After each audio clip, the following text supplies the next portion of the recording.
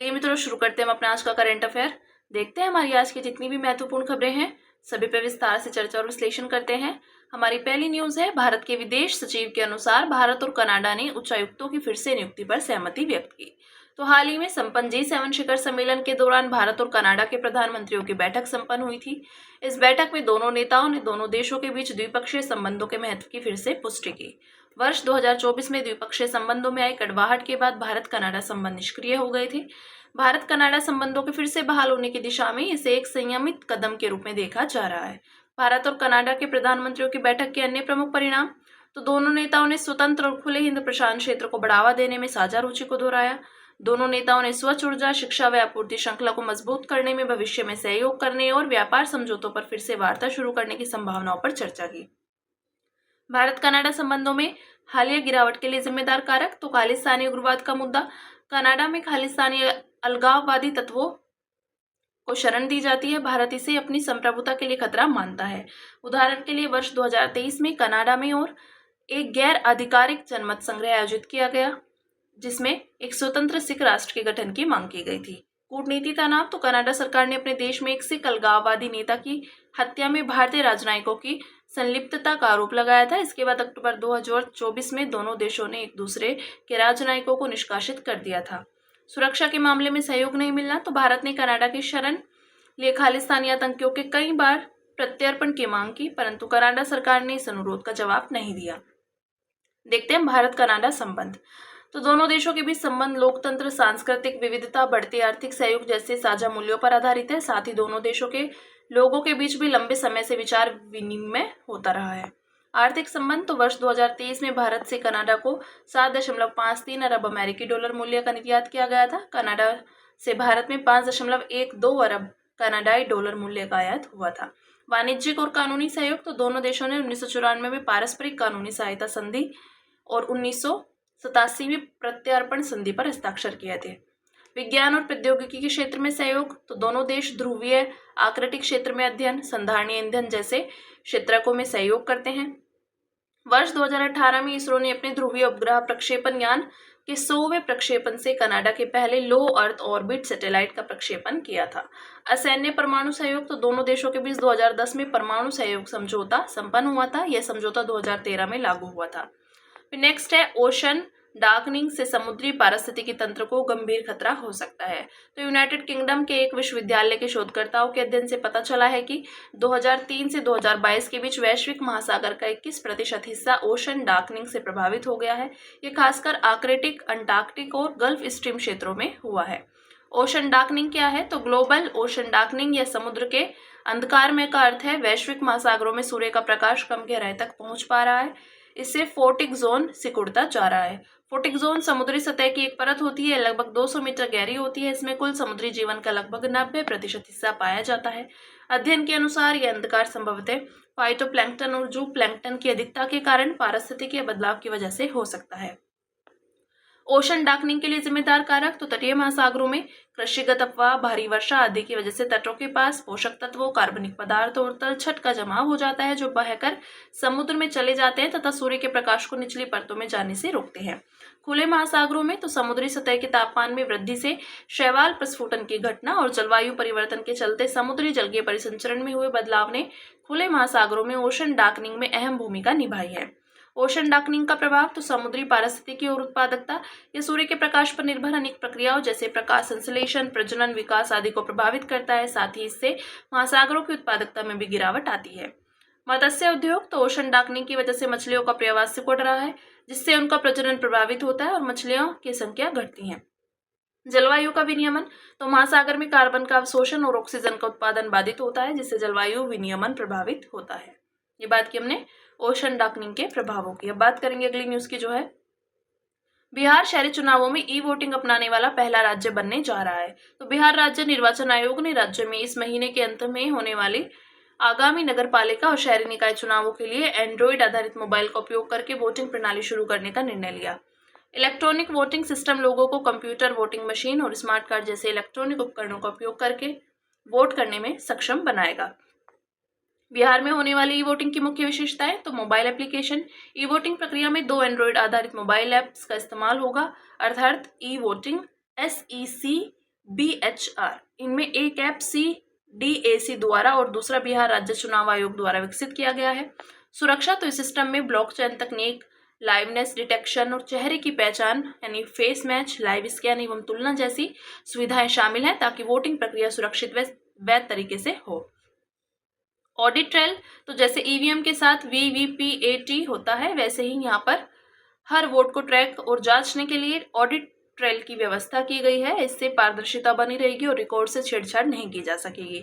E voting का महत्व तो बेहतर पहुंच। ई वोटिंग उन लोगों के लिए मतदान को आसान बनाती है जो पारंपरिक वोटिंग में अक्सर बाधाओं का सामना करते हैं, जैसे कि प्रवासी मजदूर, दिव्यांगजन आदि। युवा और मोबाइल वोटर तो ऑनलाइन वोटिंग तकनीक समझने वाले युवाओं के लिए बहुत उपयुक्त है। यह पहली बार वोट डालने वालों के लिए मतदान आसान बनाती है और उनमें लंबे समय तक मतदान की आदत विकसित करने में मदद करती है। मतदाता संख्या में वृद्धि तो ऑनलाइन वोटिंग के समय और मेहनत की बचत होती है, जिससे ज्यादा लोग वोट डाल पाते हैं। विशेषकर हाशिए पर मौजूद और लगातार यात्रा करने वाले लोग आसानी से मतदान कर सकते हैं। ई वोटिंग को लेकर चिंताएं तो ई वोटिंग हैकिंग, गड़बड़ी और धोखाधड़ी के खतरे के प्रति सुभेद्य हो सकती है। घर से वोट डालने पर यह सुनिश्चित करना मुश्किल हो जाता है कि मतदान गोपनीय और दबाव मुक्त हुआ है या नहीं। इसके अलावा इंटरनेट की सुविधा या डिजिटल जानकारी न होने पर कई नागरिक इससे वंचित भी रह सकते हैं। निष्कर्ष तो ई वोटिंग को अपनाना चुनावी प्रणाली के आधुनिकीकरण की दिशा में एक बड़ा कदम है, जो मतदान को और अधिक सुलभ एवं सुविधाजनक बनाने का वादा करता है। हालांकि इसकी सफलता इस बात पर निर्भर करेगी कि साइबर सुरक्षा, डिजिटल रूप से वंचित लोगों की भागीदारी और मतदाता पर दबाव जैसे मुद्दों को किस तरह से सुलझाया जाता है ताकि लोकतांत्रिक प्रक्रिया में विश्वास एवं समावेशिता बनी रहे। ये बात की हमने ई वोटिंग की। अब बात करेंगे अगली न्यूज की, जो महाराष्ट्र सरकार ने हिंदी को स्कूलों में तीसरी भाषा बनाने के लिए एक सरकारी प्रस्ताव जारी किया। तो यह कदम राष्ट्रीय शिक्षा नीति 2020 के अनुरूप स्कूली शिक्षा के लिए राज्य पाठ्यक्रम फ्रेमवर्क 2024 के कार्यान्वयन के हिस्से के रूप में उठाया गया। प्रस्ताव के मुख्य बिंदुओं पर एक नजर डालते हैं तो कक्षा 1 से 5 तक के छात्रों को जो मराठी अंग्रेजी माध्यम के स्कूलों में पढ़ते हैं, उन्हें हिंदी तीसरी भाषा के रूप में पढ़ाई जाएगी। यदि प्रत्येक कक्षा में कम से कम 20 छात्र किसी अन्य भारतीय भाषा को पढ़ाना चाहते हैं तो उन्हें हिंदी पढ़ाने से छूट दी जा सकती है। त्रिभाषा फॉर्मूला क्या है? तो इसे पहली बार 1968 की राष्ट्रीय शिक्षा नीति में शामिल किया गया था, जो कोठारी आयोग की सिफारिशों पर आधारित थी। इसमें कहा गया था कि छात्रों को मातृभाषा, क्षेत्रीय भाषा, एक आधिकारिक भाषा और एक आधुनिक भारतीय या यूरोपीय भाषा पढ़ाई जानी चाहिए। राष्ट्रीय शिक्षा नीति 2020। राष्ट्रीय शिक्षा नीति में किसी भी भाषा को थोपे बिना त्रिभाषा फॉर्मूला, जिसमें कम से कम 2 स्थानीय भाषाओं को बढ़ावा देने की बात की गई है। इसमें राज्यों, क्षेत्रों और बच्चों की पसंद का ध्यान रखा गया है।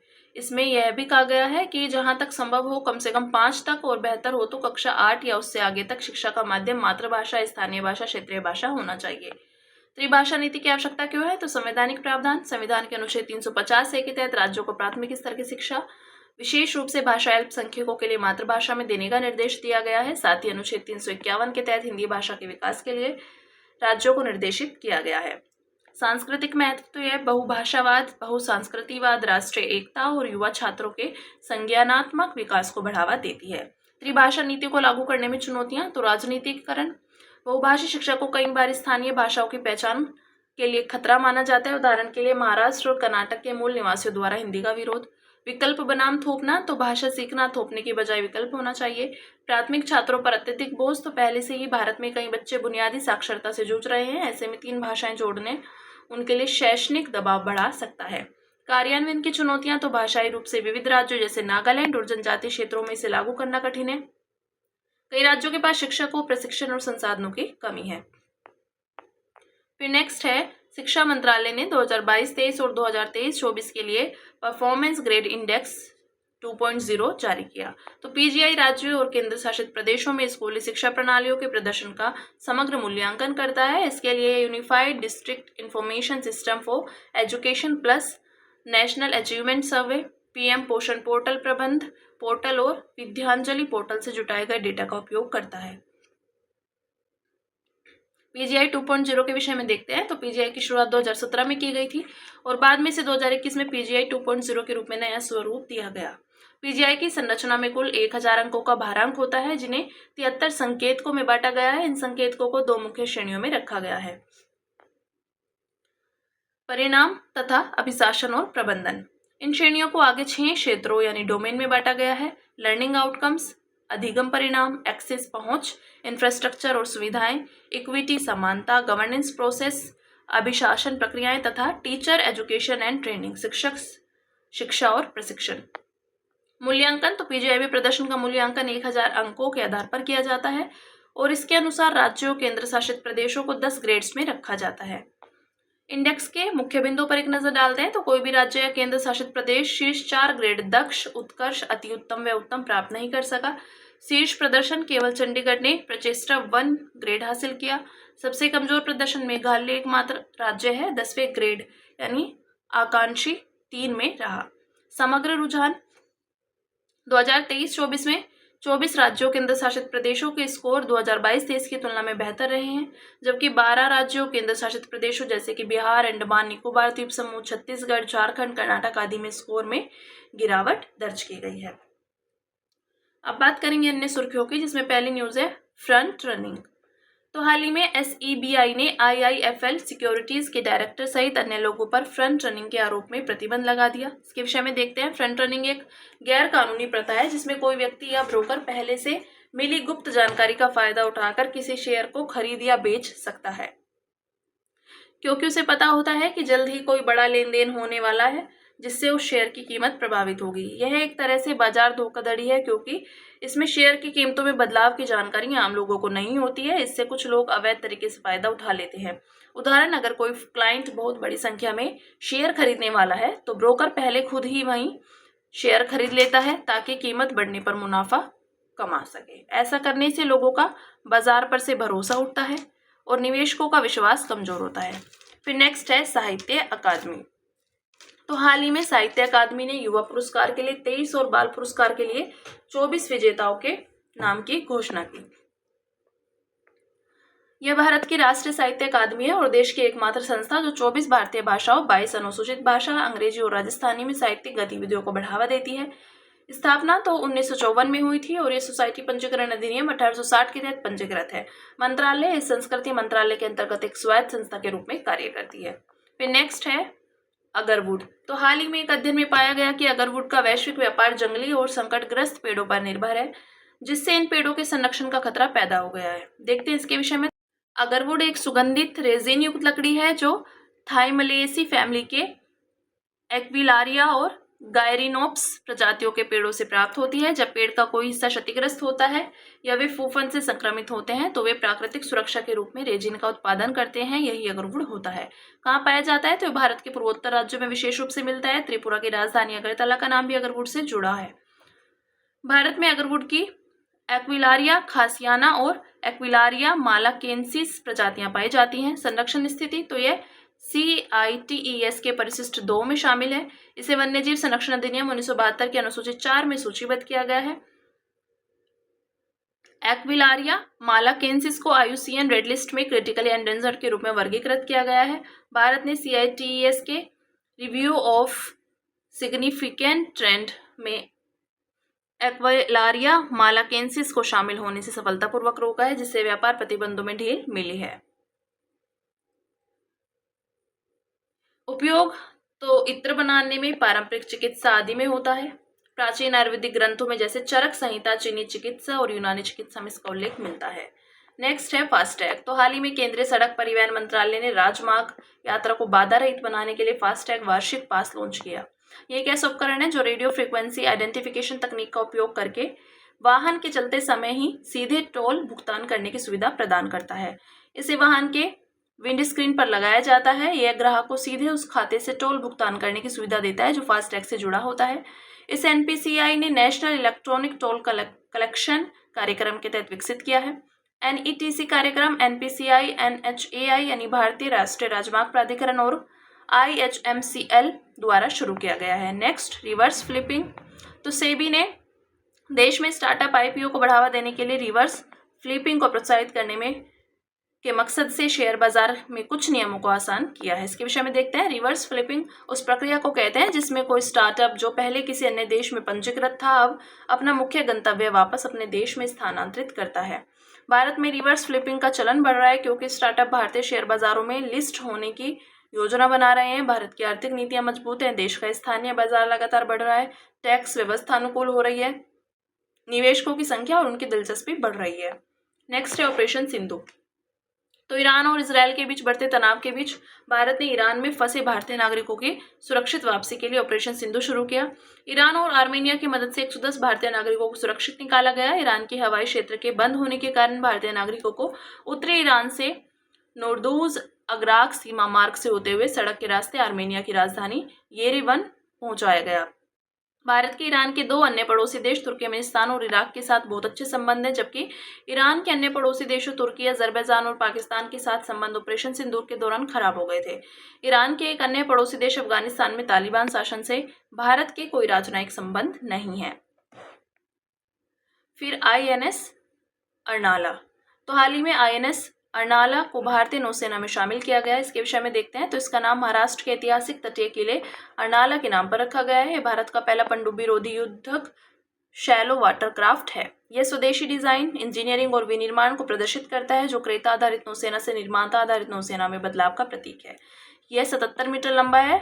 भारत का सबसे बड़ा युद्धपोत है, जिसे डीजल इंजन वाटर जेट संयोजन में चलाया जाता है। यह जल के नीचे निगरानी और अवरोधन, खोज और बचाव मिशन और कम तीव्रता वाले समुद्री अभियान को अंजाम देने में सक्षम है। Next, mount Lewotobi Laki Laki. तो हाल ही में इंडोनेशिया के माउंट लेवोटोबी लाकी लाकी ज्वालामुखी में विस्फोट हुआ। माउंट लेवोटोबी दो पास पास स्थित स्तरीकृत ज्वालामुखियों लेवोटोबी लाकी लाकी पुरुष और लेवोटोबी पेरेपुआन महिला से बना है। यह इंडोनेशिया के फ्लोरेस द्वीप पर अवस्थित है। यह ज्वालामुखी पैसिफिक रिंग ऑफ फायर का हिस्सा है, जो तीव्र ज्वालामुखी है और भूकंपीय गतिविधियों के लिए जाना जाता है। अंत में बात करेंगे सुर्खियों में रहे स्थल की, जो है क्रोएशिया, राजधानी जाग्रेब। तो भारत के प्रधानमंत्री ने हाल ही में क्रोएशिया की यात्रा की। यह दक्षिण पूर्वी यूरोप में बाल्कन प्रायद्वीप पर स्थित है। यह 5 देशों के साथ सीमा साझा करता है। इसके उत्तर में हंगरी, दक्षिण में मोंटेनेग्रो, पश्चिम में स्लोवेनिया और पूर्व में सर्बिया तथा बोस्निया और हर्जेगोविना है। क्रोएशिया की भूमि की एक संकीर्ण पट्टी एड्रियाटिक सागर के साथ लगती है। यह यूरोपीय संघ और नाटो दोनों का सदस्य है। भौगोलिक विशेषताएं, तो प्रमुख पर्वत श्रृंखला दिनारिक आल्प्स, प्रमुख नदियां सावा और द्रवा। जलवायु, यहाँ जलवायु के 2 प्रमुख प्रकार हैं। पहला, महाद्वीपीय जलवायु, गर्मियों में अधिक गर्मी तथा सर्दियों में अधिक ठंड पड़ती है। आंशिक भूमध्य सागरीय जलवायु। इसमें एक चीज देखते हैं, त्रुटि सुधार में दिया गया है 19 जून 2025 के अंक में ग्रीन इंडिया मिशन के संशोधित मिशन डॉक्यूमेंट जारी किए गए। शीर्षक से प्रकाशित मुख्य खबर में दी गई यह जानकारी गलत है कि ग्रीन इंडिया मिशन की शुरुआत 2011 में हुई थी। सही जानकारी है, ग्रीन इंडिया मिशन की शुरुआत 2014 में हुई थी। ठीक है, तो हमारी आज की जितनी भी महत्वपूर्ण खबरें थी, हमने सभी पे विस्तार से चर्चा और विश्लेषण किया। अब इसी के साथ मिलते हैं कल अपनी नई खबरों के साथ।